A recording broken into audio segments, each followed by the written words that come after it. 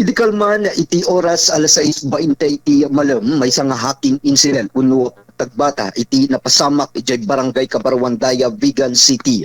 Iti biktima ket na amuan nga daytoy ket 28 years old, single construction worker ken residente iti nasao nga lugar.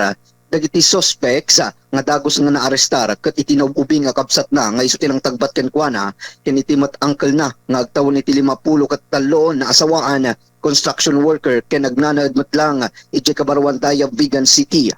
Basar iti report manipod iti Vigan PNP, istorya iti biktima nga isuna ken iti naububi nga kapsat na ket nagsango anaginom idintad iti saanda nga pinagkinawatan na banag nagresulta iti nabarang nga argumento ket dagos anapan daytoy menor de edad iti uneg iti balay iti angkel da ket ditoy nga nangala iti kutsilyo.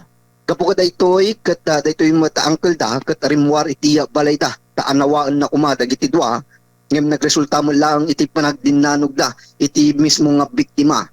Idi madama iti fist fight wenno panagdinanog ti biktima ken iti angkel na daytoy mata menor de edad kapsat na ket tinagbat na iti makinkannawan nga ima daytoy biktima nga nagresulta iti nakasugat na. Dagos anaypan ti biktima iti Ilocos Provincial Hospital Gabriela Silang babandag ti responding personnel Manibut City Health Office ket dagiti mat suspects ket naarestar ken naipan iti nasawmot lang ospital para iti medical examinations da. Para kapiksaan, Radyo ti Lucandia, DWRS Komando, Kabarangay nyo Komando 11, Chris Macabeo.